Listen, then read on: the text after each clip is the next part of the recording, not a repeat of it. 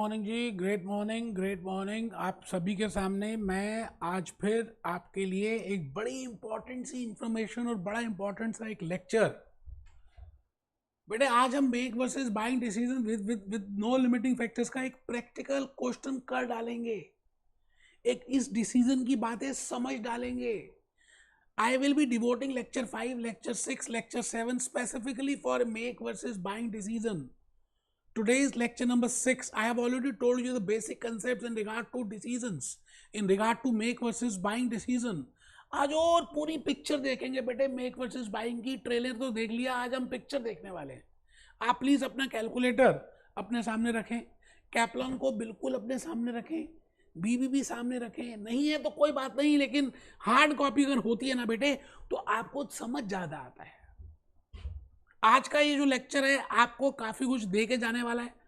आप इसको normal YouTube lecture मत मानिएगा, मेरी बात को ध्यान से सुनिएगा, बिकॉज मैं आज आपको एक नई कला, नई आर्ट देने वाला हूँ। I will be giving you special skill for solving make versus buying decision type of questions. So let's start with the journey. मैंने ऊपर लिखा great good morning, lecture number 6, chapter number 8, relevant costing, make और buying decision with no limiting factors. आराम से, कोई जल्दी है ही नहीं ना भाई साहब, जल्दी किस बात की यार। ऊपर हेडिंग लिख दी ग्रेट गुड मॉर्निंग, फिर लिख दिया लेक्चर नंबर 6, फिर लिख दिया रेलेवेंट कॉस्टिंग, फिर लिख दिया मेक वर्स और बाइंग डिसीजन, और फिर लिख दिया with no limiting factors. Because अभी हम आज के लेक्चर में भी नो लिमिटिंग फैक्टर्स की बातें करेंगे।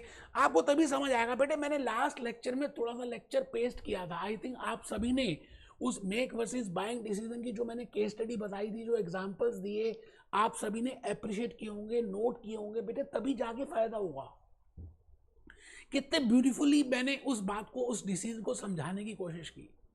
तो आज हम इसको कैप्लॉन के थ्रू करेंगे और कुछ और अपनी नॉलेज को एनहेंस करेंगे। ऊपर लिखिए जी, लिखिए, रजिस्टर ओपन करिए और लिखेंगे जी मेक और buying decision with no limiting factors, because we have two situations as per F5, as per performance management, as per ACCA, there are two situations in make versus buying. One is with limiting factors and second is without limiting factors. हम इस समय पहले कर रहे हैं without limiting factors, जहां पे कोई लिमिटेशन ना हो। ठीक है सर, तो आपको पता है कि वहां पे स्टेप नंबर 1 है statement showing alternative proposals. Proposal number 1 will be कि मैं खुद ही कर लेता हूं, मैं खुद एडमिनिस्टर करता हूं उसको। फॉर एग्जाम्पल एज ACCA आपको अकाउंट्स का एक देखना है कि भाई अकाउंट्स का वर्क हम बाहर आउटसोर्स कर दें या आप खुद एडमिनिस्टर करें, कि आपके पास इतना टाइम है कि आप एडमिनिस्टर कर सकते हैं।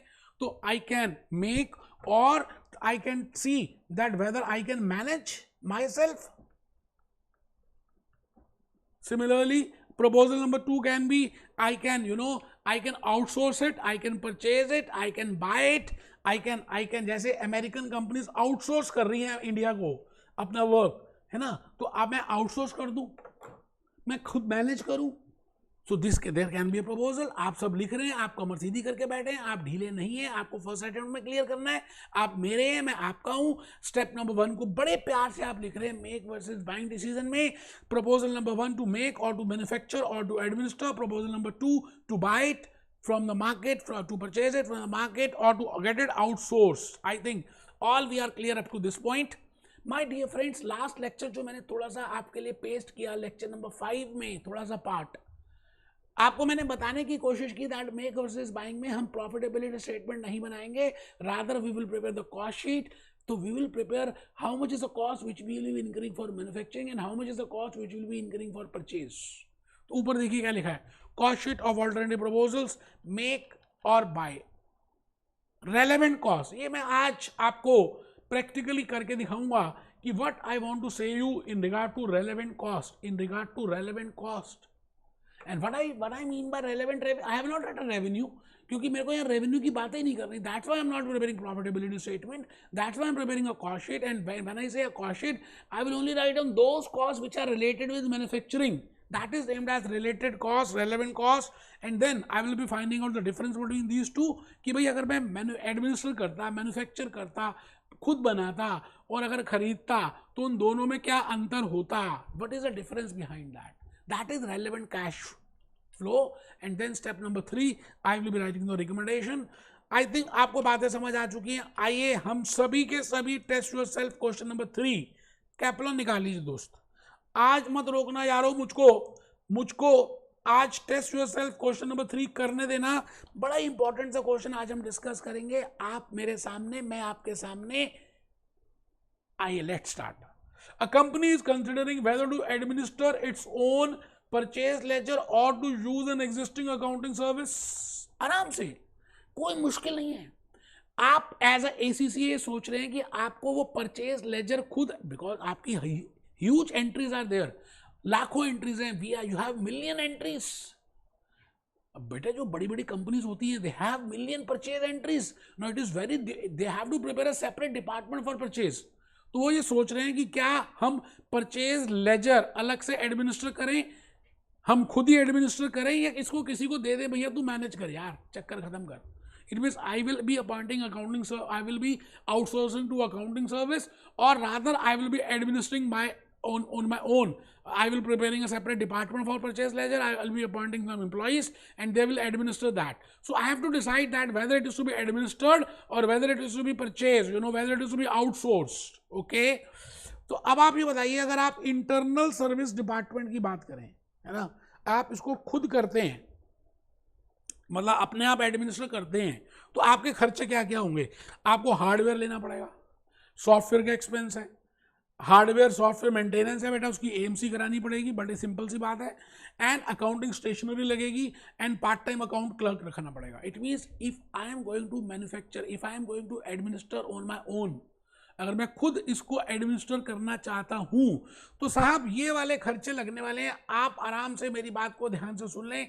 These will be the expenses which you have to incur. But if you are ready to outsource it, अगर आप इसको एक्सटर्नल लोगों को देना चाहते हैं, एक्सटर्नल एक ACCA एजेंसी को देना चाहते हैं, अकाउंटेंट को देना चाहते हैं, in that case you have to process, आपको इनवॉइस प्रोसेस करके देनी पड़ेगी, आपको चेक पेमेंट्स किया वो कुछ चार्ज करेगा, फिर वो रिकंसिलेशन का चार्ज करेगा। It means if you give this, outsource this, then he will be charging on the basis of processing of invoice, कि भाई जितनी भी इनवॉइस होंगी उसके हिसाब से वो पर इनवॉइस के बेसिस आपसे चार्ज लेगा। प्रोसेसिंग ऑफ चेक पेमेंट, जितनी भी चेक पेमेंट्स होगी उसके बेसिस में ही will be charging, and reconciling supplier accounts, on the basis of that he will B reconciling. Determine the cost effectiveness of outsourcing the accounting activities and identify the qualitative factors involve. आराम से। अब देखिए यहां पे कुछ sales की बात थोड़ी हो रही है कि आपको सेल्स करना है, सेल्स करना ही कुछ नहीं है, कॉस्ट ही है। तो आप क्या करेंगे, अगर आप एडमिनिस्टर करते हो तो उसकी रेलेवेंट कॉस्ट देख लेंगे, अगर आप आउटसोर्स करते हो तो उसकी रेलेवेंट कॉस्ट देख लेंगे, दोनों को कंपेयर कर लेंगे, आग गले लग जाए, you will be giving the recommendation. दोस्त बड़ी मेहनत की है, आप सोच भी नहीं सकते सपने में कि मैंने कितनी मेहनत की होगी आपके लिए। प्यार से हैंड रिटन स्लाइड्स बनाइए, पूरी यूट्यूब ढूंढ लेना, आपको कहीं पे भी अलग से सेपरेटली स्लाइड्स नहीं मिलने वाली।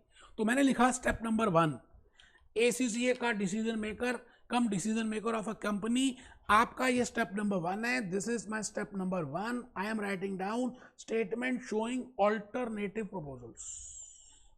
प्रपोजल नंबर 1 क्या है? To administer its own purchase ledger. मैं इंटरनली उसको एडमिनिस्टर करता हूं, internally I am administering it. Proposal number 2 क्या है? To use external accounting service.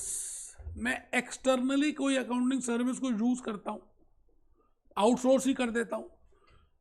Question के लेंथ से घबराना नहीं है, क्वेश्चन को अच्छी तरह से रीड करना है, सेक्शन सी आराम से हो जाएगा अगर आप मेरी बातें सुनेंगे तो।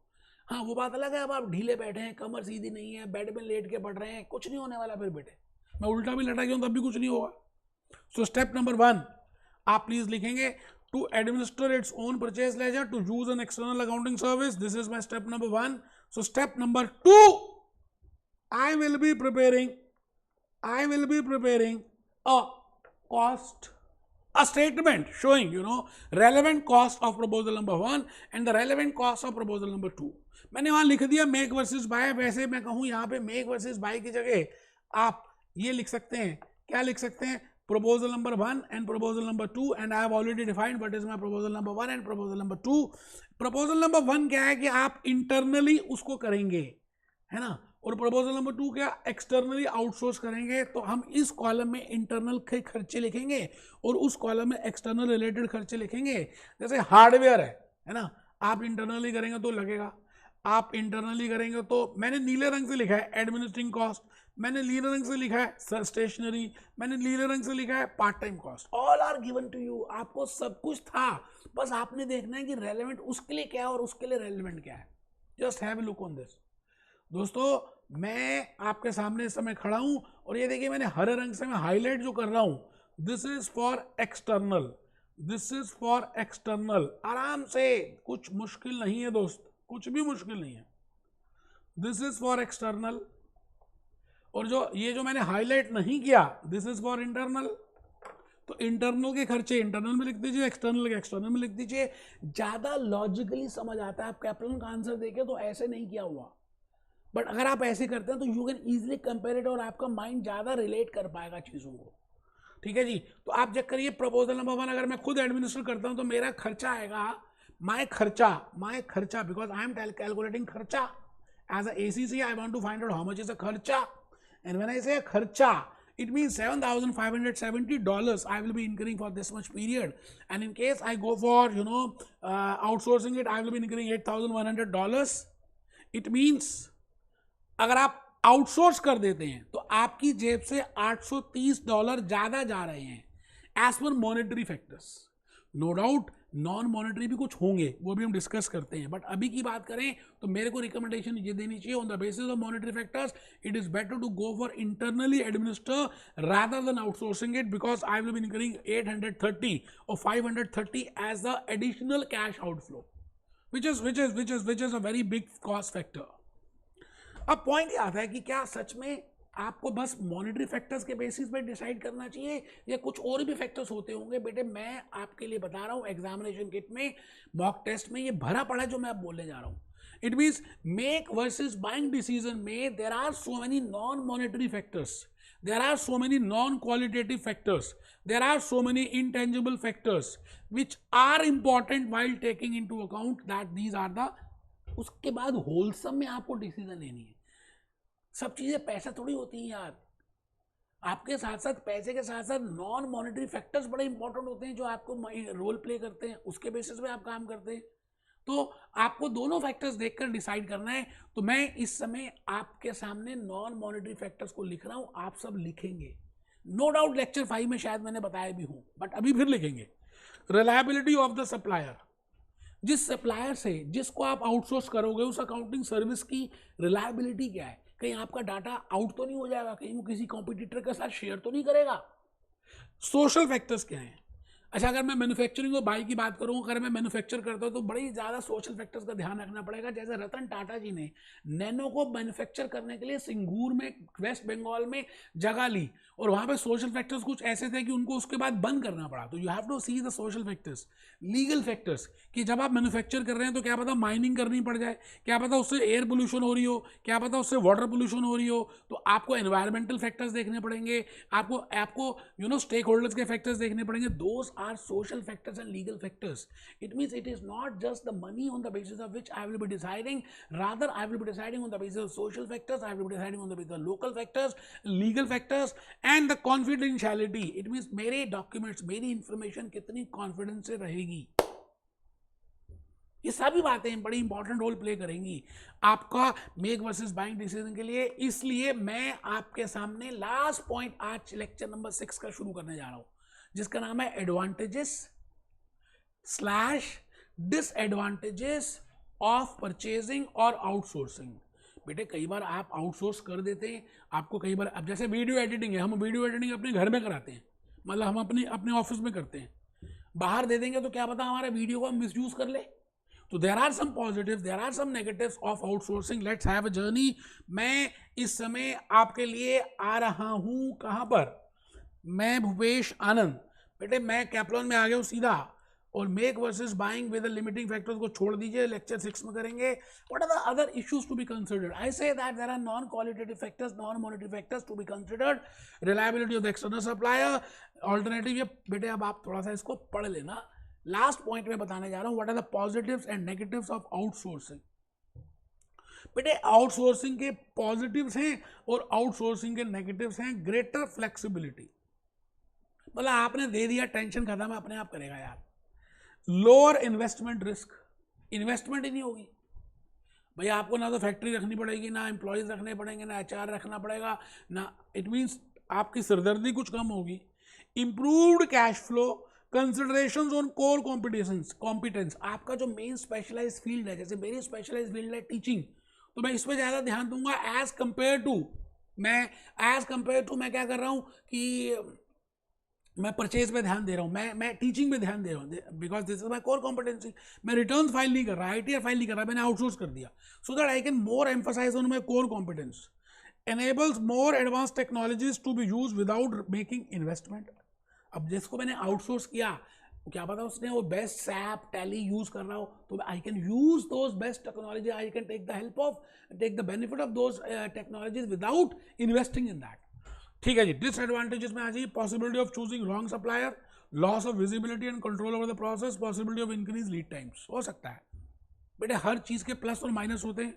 आप ज़्यादा चॉकलेट खाते हो तो अच्छा लगता है, लेकिन दांतों में फिर टीथ में प्रॉब्लम भी आ सकती है, सेंसिटिविटी हो सकती है. तो it depends that how much at which level you are compromising. So I think in lecture number 6th and in lecture number 5th, in the last lecture and this lecture, I have given you the huge major content of make versus buying decision. In the next lecture number 7, I will be doing again make versus buying, but that too with limiting factors. अगर limiting हो तो क्या करेंगे? मिलते हैं. Be happy, be jolly, be cheerful.